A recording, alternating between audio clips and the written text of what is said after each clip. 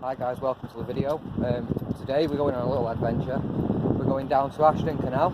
Excuse me, one eye, I'm squinting, I've got sun right in my eyes. We're going down to Ashton Canal. We're going to go and do an hour or two just on the float, using some maggots. I'll give you a bit more information when we get down there. Thanks for watching, and I hope you enjoy the video.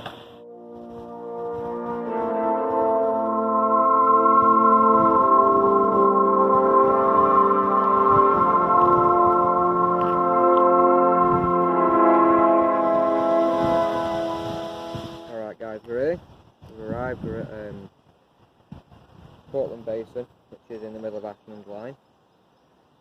We're fishing on the Ashton Canal today, as I said in the intro. So bear with me for one moment, I'll give you a quick rundown on what tackle I'm using.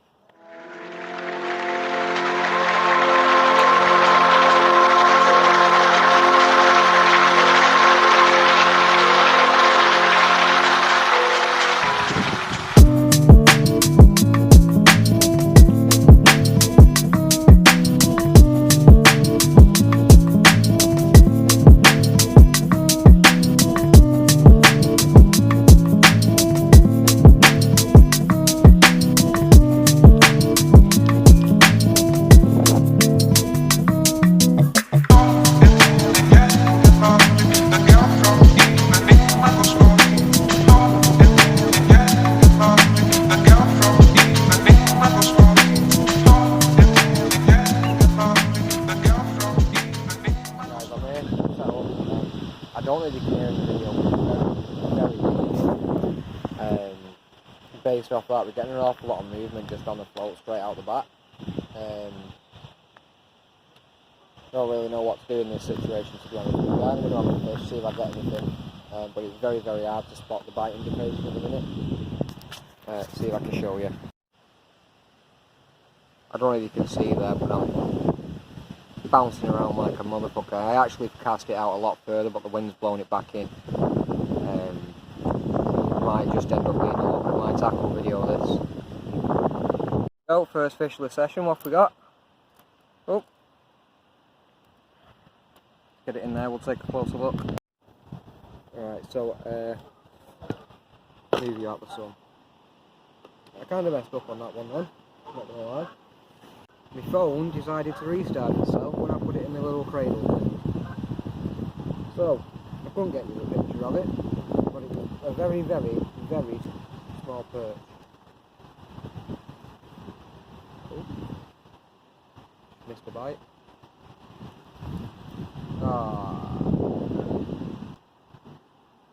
Try again. I do apologise that the sun's beaming at you.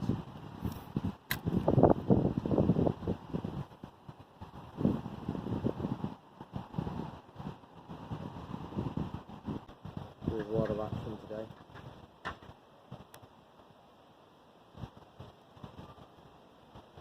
Throw a couple more maggots on.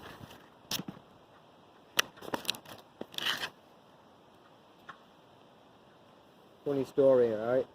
Story time with them. So the other day I was out with one of my mates. I was trying out to... Where was I? Carry on. Story time with them. So the other day I was out up in Hyde with one of my mates. Again, doing a bit of canal fishing. Had a tipping rod that I needed to try out. There you go. Oh! Nice a stick. See, this is the problem when it's windy. There's that much flowing through this water. The stick can look like a fucking bite. Caught a stick.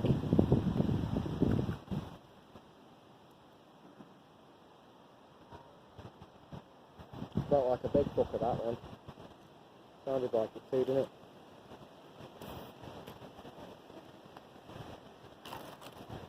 Sadly, it was just a stick. So yeah, I was up in Hyde with one of my mates doing a bit of canal fishing, and I was trying out a tipping rod, quiver tip, whatever you want to call them. And I put it down because I started packing it down because I weren't getting anything on it. So anyway, I pulled it towards me to take the first section off. Didn't realise that the butt was in the maggot box. I'll show you the aftermath of that in a minute because I'm still on the same maggots from the other day. I don't go through a lot of maggots, to be fair with you. Throw a couple of these in there. Line over there, there we go. Put some more in.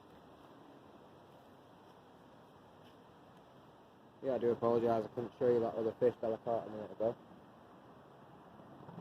It was, like I say, only a tiny little perch. But like I say, my phone decided that once I put it in the cradle here next to me, it was going to restart itself because, you know, smartphones, not that smart these days. It's very hard right now to keep the bait right near the uplink.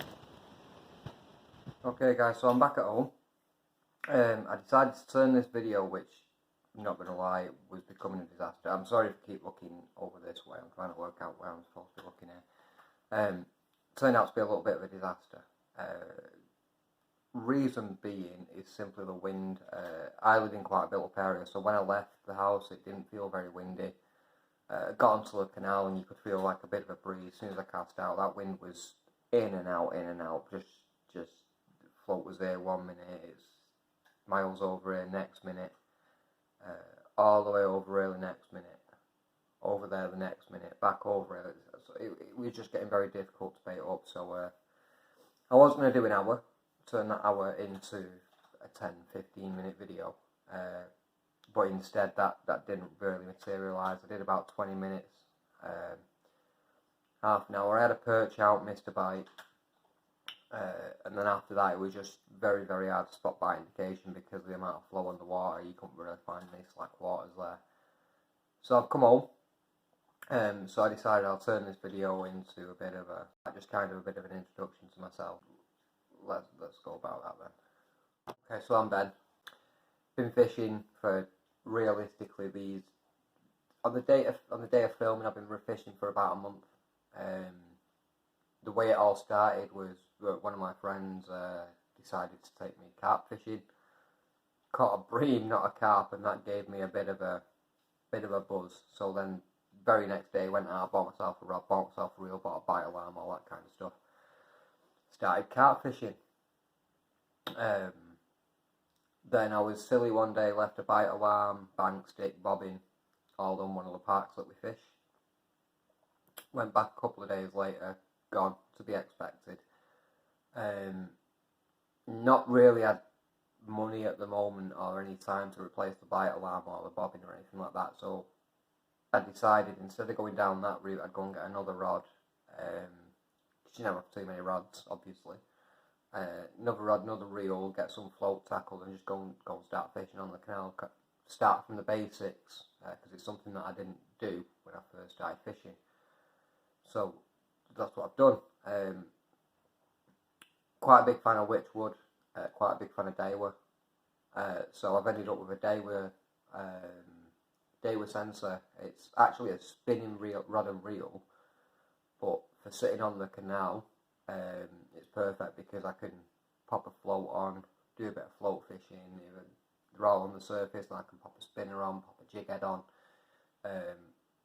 So yeah, I've kind of covered all bases with one rod. The only thing it won't do, I mean, I probably could if I got a bit better with it, but carp, I'm not confident with carp on it, but I've only got a 6-pound line, blah blah, all these different excuses that once I catch a carp on it, I'll probably completely disregard everything I've just said.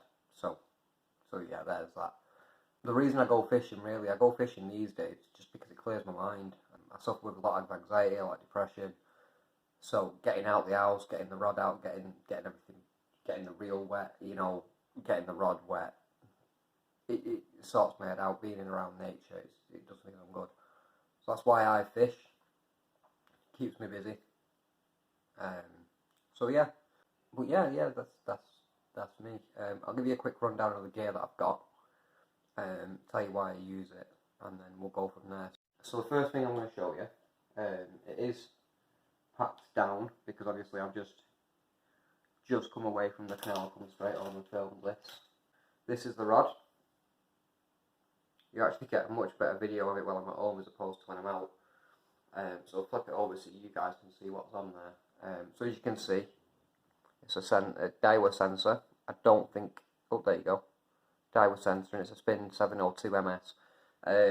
It came as a kit from Go Outdoors with rod, reel, and it was £30. I was looking for a spin rod because I was going spinning for a day, which is when I got it, because there was no point taking any carp tackle doing that. And yeah, I love it. Initially, I didn't like it. I thought the bail loader was a bit soft. Like you see, it's very, very loose. But the more I've used it, the more I've got used to it, and the more I realised why that is. I was actually looking at other reels, and I fell in love with this reel. £6 line on there. I did re-spool it because that was one thing I didn't like about it, was the line on there. So I've got some £6 line on there. Currently on the Snatch, that's where it changes to the cheaper line. I have got some more line in the cupboard as well. So this will, towards winter, be being re-spooled with an entire spool of new line. And then this spool here, because it's still fairly new, very good condition. Caught quite a few fish on it, not really had any issues. This will just get spooled onto an old spool, and we'll save that line for making leaders and stuff like that. Let me move over to the net and we'll have a look at that. This is the net, guys. It's a leader, flip up. As you can see, it will lock in place. I'm not going to bother locking it in place. Flip up 40 centimetre. The reason I've got this one is purely for canals and rivers for the smaller fish. When I go carp fishing and stuff like that, we actually use a 42-inch landing net. I believe that's NGT, or it might even be a bit cheaper than that. But anyway, it's not mine, so it doesn't matter. I borrow a 42-inch landing net off my mate. We all go carp fishing together. So this is it. It is extendable. It extends out to, I'd say, probably about 6 foot. So you've got about a 6 foot pole, flip up net, and it's perfect for just getting them fish out the water when you need to. Biggest fish we had on this was probably about a 12-pound bream. I might be completely lying to you there, but yeah, it was like a 12-pound bream. The net was disgusting. It wasn't me that caught it, and before I got the net back, I made sure it was thoroughly cleaned out, because bream are the most disgusting fish you can ever catch. But a catch is a catch. So, you know, when you do the kind of fishing I do, it doesn't matter whether it's a bream, a carp, roach, tench, perch, anything that wants to take a bite, chub, anything that wants to take a bite can take a bite and have some of that bait. So yeah, I'm not particular, but if I can avoid bream, I'll avoid bream.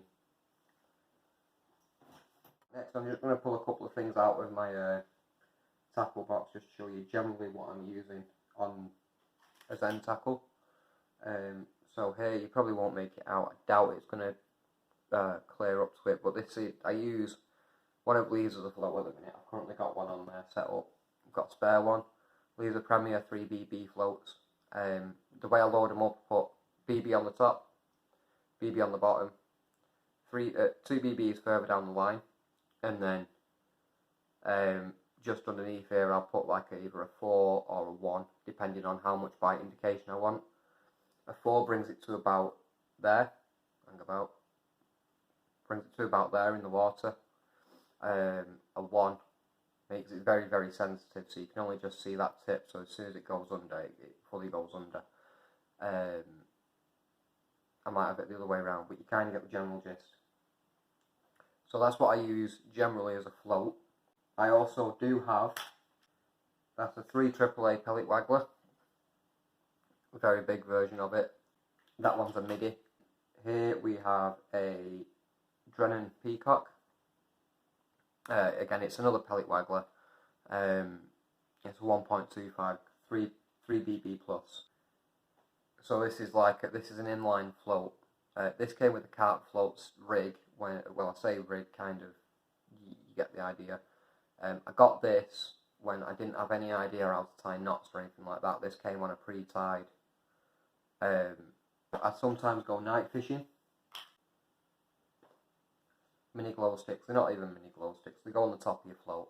We got 36 of them for £2.50 from Lidl. Tub of split shots. because you always need split shots. Spare split shots are sorted.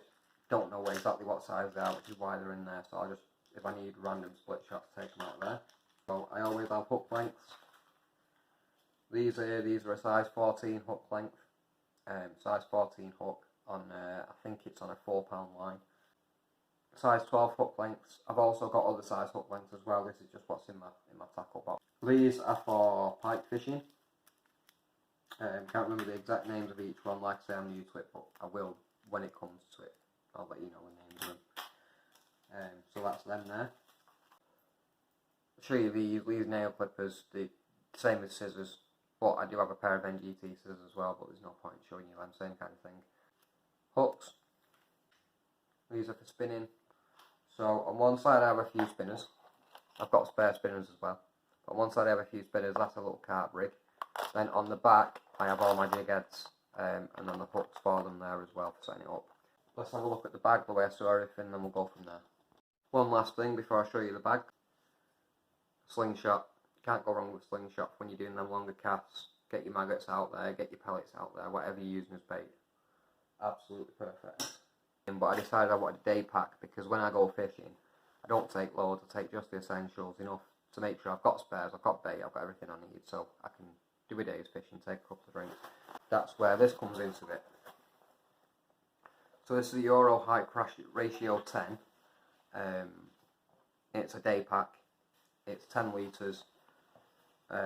Waterproof, breathable, perfect. It's even got a strap for when you've got quite a bit of weight in it when you shouldn't have them.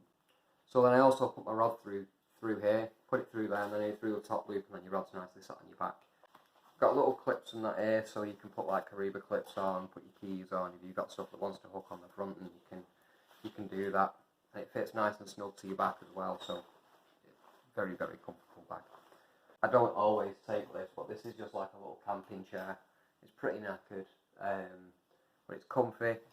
Put your drinks in it, put your phone in it, put your phone stand in it, put your fags in there, whatever. That was £5 off the market. So realistically, all in all, without taking bait and stuff into account, I think the setup that I'm currently using, the stuff I go on the canals with, everything like that, 60 quid. I don't think that's bad to go fishing, to be fair. Anyway, guys, that's it now. We've reached the end of the video. It's not been the video that I intended it to be. It's supposed to be an hour-long fish for me, 15-minute video for you, just seeing the fish come out and seeing what kind of things we're catching on the Ashton Canal.